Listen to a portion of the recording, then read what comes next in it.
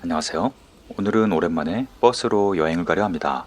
이른 아침 지하철역 앞에서 대기 중인 전세버스를 탔습니다. 인터넷에서 당일치기 버스 여행으로 검색하시면 다양하고 저렴한 상품들이 매우 많습니다. 제가 오늘 이용한 상품은 3만원에 교통편과 입장권을 제공하는데요. 각 지자체에서 비용 일부를 지원해서 아주 저렴한 편입니다. 특히 저처럼 자유여행을 선호하는 분들께는 아주 좋은 선택지가 될 겁니다. 집에서 가까운 출발지를 고를 수 있는 점도 좋았습니다. 이제 출발합니다. 버스 여행의 장점은 주말에도 버스 전용 차선을 이용해서 좀 더 빠르게 이동할 수 있고 무엇보다 직접 운전을 하지 않아도 된다는 장점이 있습니다. 약 3시간쯤 달리자 멋진 풍경이 눈앞에 펼쳐집니다.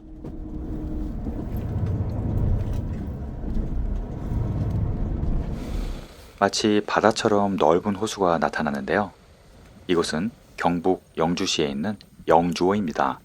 영주댐이 생기면서 육지 속에 바다가 된 곳인데요. 경치가 정말 좋았습니다. 영주호에는 용마루 공원이 있는데요. 댐이 생기면서 마치 섬처럼 변한 곳입니다. 너무도 멋진 두 개의 다리가 연결되어 마치 섬과 섬을 이어주고 있는 모습입니다.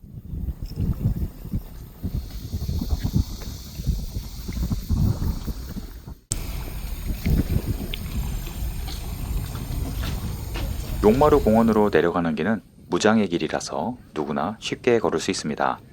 큰 전망대도 있고요.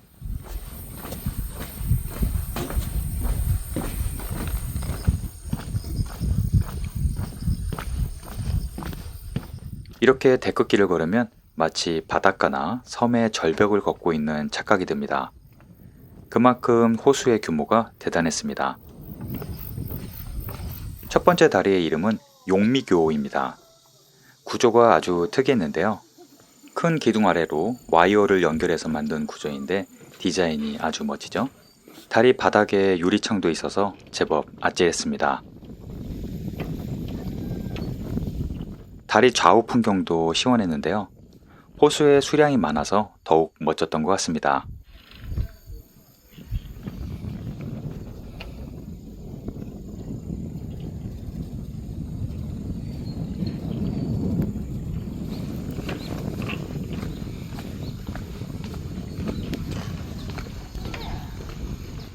용미교를 건너면 멋진 공원으로 이어집니다.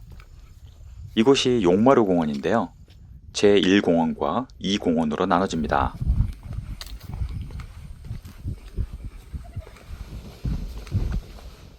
이제 더 큰 다리가 나오는데요.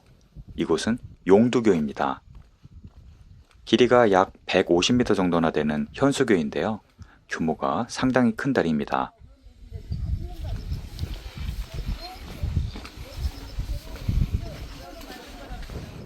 걸으면 살짝 흔들려서 출렁다리 느낌이 제대로 나네요.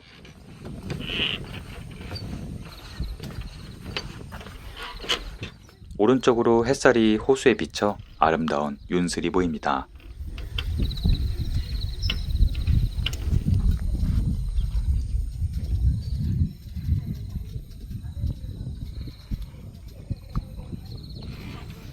다리 바닥이 데크라서 아래쪽이 조금 보이더라고요.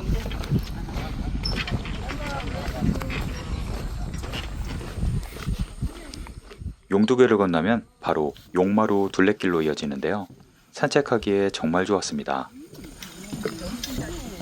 중간에 계단이 없어서 누구나 편하게 걸을 수 있고 중간중간 쉼터도 잘 되어 있습니다.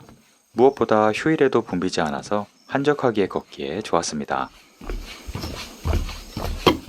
멀리서 봤을 때는 섬이 작아 보였는데 막상 걸어보니 둘레길은 제법 길었습니다. 영주댐이 생기기 전에는 이곳은 아마 산 꼭대기 근처였을 겁니다. 울창한 숲길을 지나 섬 반대편으로 왔습니다. 재미있는 조형물이 있었는데요. 이 근처에 지형을 본따 만든 것인데 비가 오면 이렇게 영주호 모양으로 물이 고인다고 하네요. 조금 더 가면 갑자기 아담한 하얀 건물이 나오는데요. 이 건물은 옛날 평은역입니다. 영주댐이 생기면서 같이 수몰된 옛 평은역을 이곳으로 옮겨온 곳입니다. 아담하고 하얀 건물은 향수와 정감이 느껴지네요. 섬에 있는 유일한 역이 아닐까 싶은데요.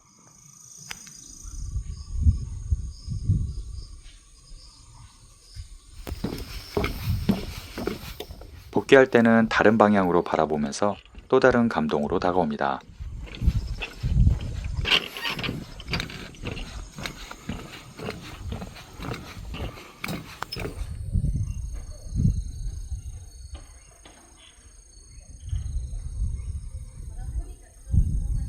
이제 두 번째 장소로 가고 있습니다. 오래된 다리 앞에 멈추는데요. 이 다리는 수도교라고 합니다. 수도교를 걸어서 내성천이라는 넓은 하천을 건너갑니다.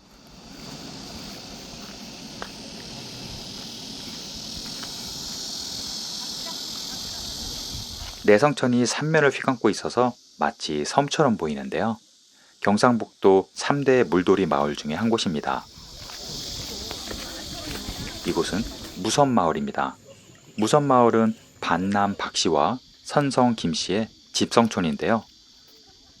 오래된 전통 가옥들로 가득한 이곳은 국가민속 문화재이기도 하고요. 전통 가옥 약 30여 채가 있고 350년이 넘은 집도 있습니다.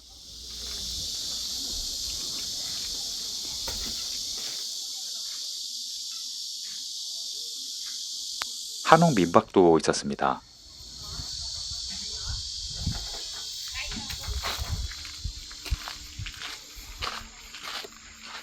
정감 어린 골목을 걷다 보면 지금이 2025년이 맞는지 헷갈릴 정도네요.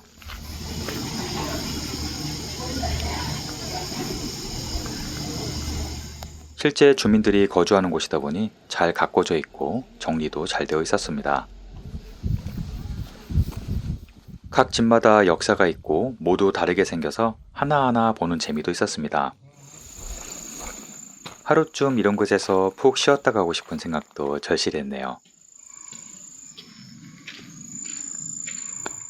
초가집 카페도 있었는데요. 마치 민속촌 같죠? 이곳 무섬마을에는 둘레길이 있는데요. 섬을 크게 한 바퀴 돌 수 있습니다. 오랜 시간 쌓여온 넓은 모래밭이 섬을 감싸고 있는데요.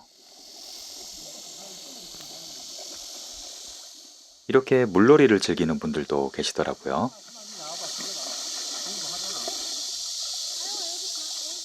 무섬마을에서 가장 유명한 것은 바로 외나무다리입니다.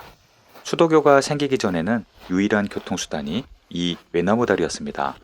그래서 꽃감마나 상여도 이 다리를 지나서 아슬아슬하게 다녔다고 합니다. 외나무다리는 한 명이 겨우 지나갈 수 있는 넓이인데요. 그래서 중간중간 교차할 수 있는 포인트가 있습니다. 비가 많이 오면 주변이 온통 물로 가득 찬다고 하네요. 제법 아슬아슬해서 천천히 걸을 수밖에 없었습니다.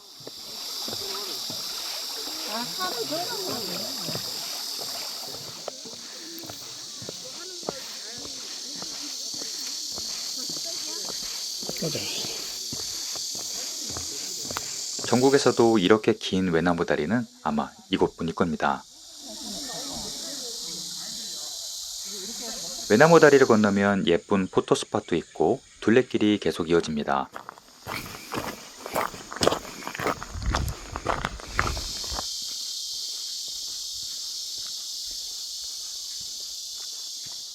절벽을 따라 나무 데크길이 잘 되어 있는데요.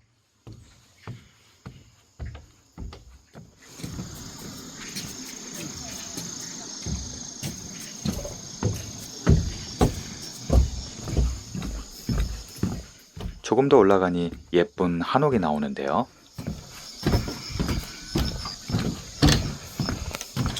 현판도 있고 전망이 너무 좋은 곳에 있어서 어떤 곳인지 참 궁금했네요.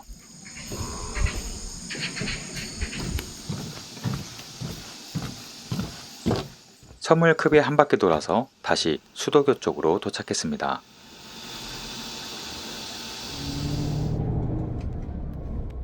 다음 여행지에 도착했습니다.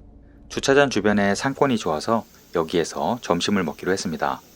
주차장에서 이어지는 길은 울창한 숲길인데요. 단풍나무들이 많아서 조금 있으면 단풍으로 장관을 이룰 것 같습니다. 이곳은 유네스코 세계유산인 부석사입니다. 우리에겐 베을림 기둥으로 아주 유명한 천년고찰입니다. 부석사는 676년 신라 문무왕 시대 의상대사가 창건한 사찰로 알려져 있고 국보와 보물로 가득한 곳입니다. 천년고찰답게 나무도 울창하고 고목들도 가득합니다.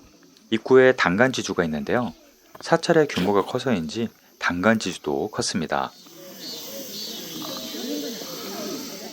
계단을 지나 사찰을 보호하는 천왕문이 나옵니다. 사천왕상의 위엄이 정말 대단하네요.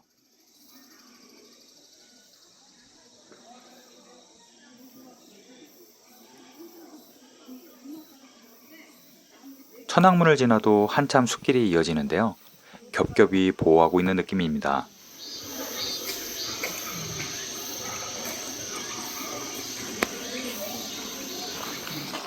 단청이 빛바랜 오랜 사찰은 이곳이 어떤 곳인지 말해주는 것 같습니다.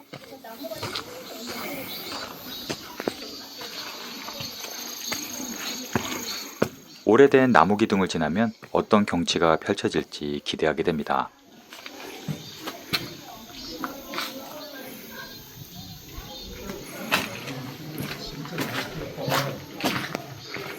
2층에는 의식에 사용하는 붓과 법구가 걸려 있네요.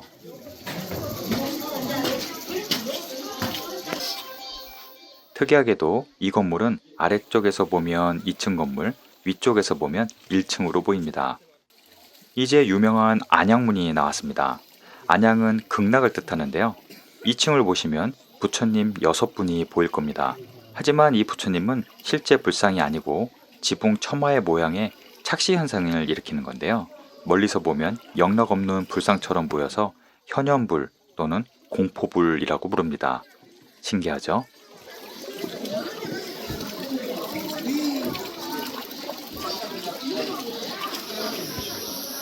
안양문을 지나면 그 유명한 무량수정과 석등, 소조열의 자상을 만날 수 있는데요. 세 가지 모두 국보입니다. 우선 국보 17호 무량수전 석등이 있는데요. 높이 3m의 팔각형을 기본으로 화강암으로 만들었습니다. 매우 화려하고 아름다워 신라시대 석등 중 최고로 꼽힙니다. 석등 바로 앞에 국보 18호 무량수전이 있는데요. 한국에서 가장 오래된 목조 건축물이고 고려 후기에 지어졌다고 전해집니다. 지붕은 옆면이 팔자 모양이라 팔짝지붕이라고 부릅니다. 무량수전에서 바라보면 소백산 자락이 마치 풍경화처럼 펼쳐지는데요. 정말 너무도 아름답습니다. 무량수전에 걸려있는 현판은 고려 공민왕이 직접 썼다고 합니다. 무량수전은 장식적인 요소를 최대한 자제하고 기둥 위만 간결하게 만든 양식으로 고대 사찰 건축 구조를 연구하는 데 매우 중요한 건물이라 국보로 지정되었습니다. 한국미의 정수를 보여줍니다. 무량수전 내부에는 또 다른 국보인 소조열의 좌상이 있는데요. 높이 3m의 섬세하고 아름다우면서도 근엄한 표정을 지닌 불상입니다. 불상을 모신 단도 매우 정교하게 조각이 되어 있습니다.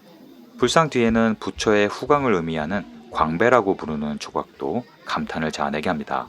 이 불상은 흙으로 만들고 금박을 도금한 매우 정교한 불상인데요.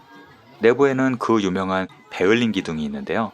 가까이서 보면 가운데가 불룩해 보이지만 멀리서 보면 오히려 일직선으로 보이는 착시 현상이 있습니다.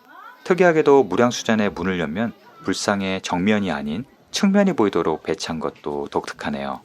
무량수전 바로 옆에는 부석이라고 부르는 큰 바위가 있는데요. 아래쪽에 빈 공간이 있는데 옛날 밧줄을 밀어 넣고 당기면 걸리는 부분이 없이 통과되었다고 하고 그래서 공중에 떠 있다는 얘기가 전해집니다. 부석사의 부석은 떠 있는 돌이라는 뜻입니다. 무량수전 뒤쪽으로 숲길이 이어지는데요. 조금 언덕길을 올라가야 하지만 놓치면 안 되는 곳이 또 있습니다.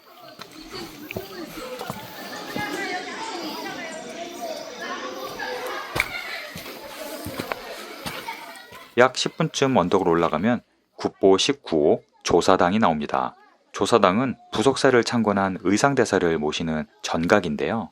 소박하면서도 간결한 전통 건축 양식의 백미로 꼽히며 국보로 지정되었습니다.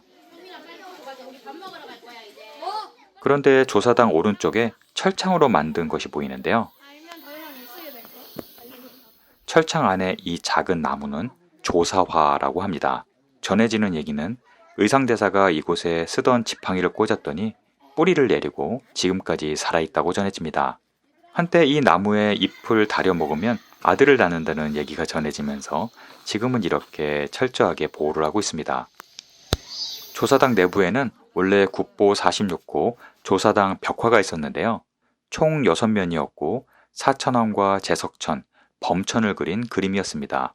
지금은 부석사 박물관에서 보관 중입니다. 그래서 안에는 의상대사 상만 남아 있습니다. 조사당 뒤쪽으로 조금 더 가면 또 다른 사찰이 나오는데요.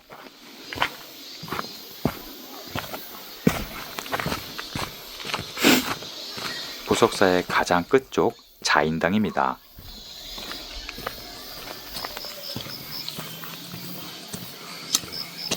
이곳에는 보물 석조 열애의 자상이 있습니다.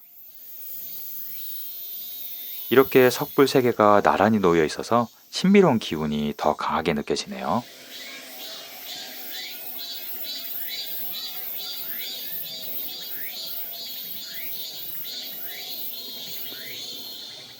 부석사는 천년고찰답게 많은 국보와 보물을 가지고 있는데요.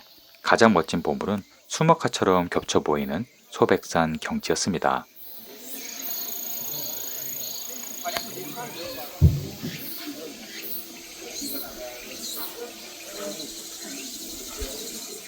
입구에 식당도 많아서 여기에서 점심을 먹었습니다.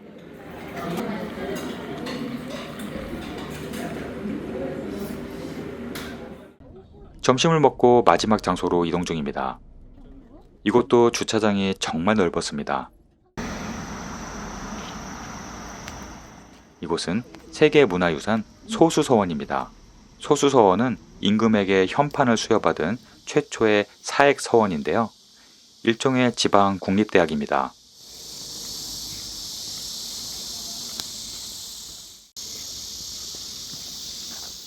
소수서원 입구에는 특이하게도 절에서 볼 수 있는 당간지주가 있는데요. 원래 이 자리가 숙수사라고 하는 절터였기 때문입니다. 소수서원 입구에는 서원 둘레길이라고 하는 트레킹 코스가 있는데요. 고즈넉하면서도 한국적인 멋이 가득한 산책로입니다.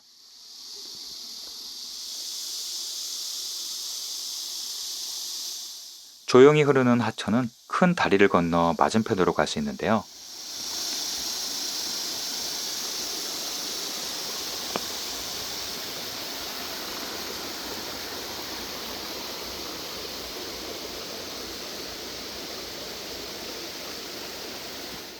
오른쪽으로 멋진 정자가 보입니다.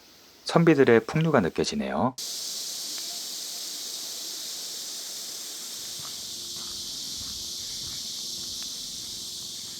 이 정자의 이름은 취한대라고 하는데요.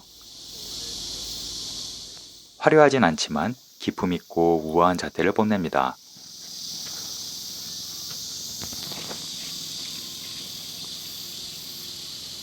잠깐 앉아봤는데 어찌나 바람이 시원하든지 저도 잠시나마 풍류를 즐겨봤습니다.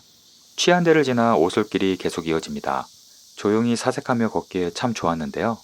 예전 선비들도 이렇게 걸으며 사색에 잠겼을 것 같습니다.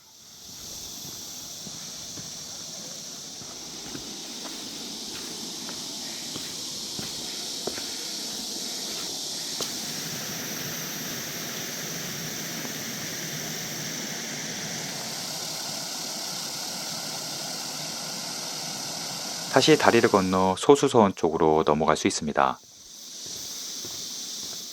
다리 위에서 바라보는 풍경은 정말 평화로웠네요. 이곳은 탁청지라는 연못인데요. 연잎으로 가득했습니다. 연꽃이 만발할 때 오면 정말 아름답겠는데요. 이곳이 바로 소수서원입니다. 교과서에서만 봤던 곳을 직접 보니 느낌이 남달랐습니다. 소수서원은 지방의 고등교육기관인데요. 놀랍게도 지금도 공부하시는 분들이 계셨습니다. 모두 한복을 정갈하게 차려입고 계셨는데 공부에 대한 열정은 나이와는 상관없는 것 같습니다.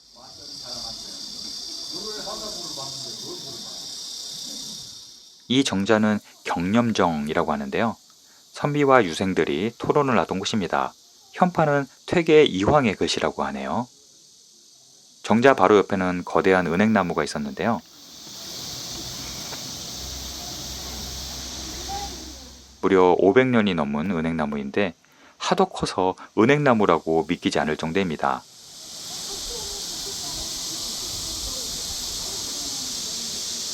이곳에서 반대편 취한대를 바라볼 수 있는데요.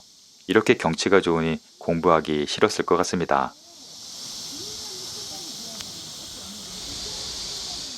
소수서원 주변으로 수많은 고목들이 우거져 있고 예전 건물들이 잘 보존되어 있어서 하나하나 살펴보는 재미가 있었습니다. 이것은 일영대라고 하는 해시계인데요. 위에 나무를 꽂아서 그림자로 시간을 측정하던 시계입니다. 예나 지금이나 학교는 시간이 중요한 것 같네요. 광풍정이라는 작은 정자를 지나면 소수박물관이 있습니다. 박물관 규모가 상당히 큰데요. 상시 전시가 되고 있습니다. 내부에는 전통 예절과 유교와 관련된 다양한 자료와 전시물이 있으니 한 번쯤 가보실 만합니다. 천천히 봐도 1시간이면 충분히 다 돌아보실 수 있고요. 시집가기 전에 올리는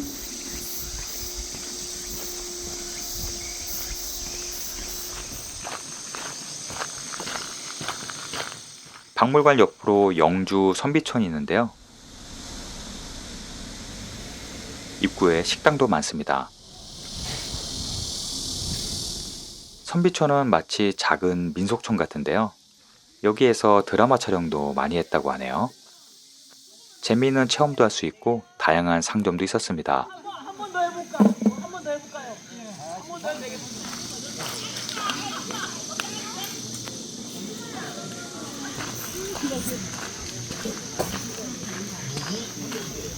특히 전통가옥을 자유롭게 들어가서 관람할 수 있었는데요. 아궁이와 장독대를 참 오랜만에 봤네요.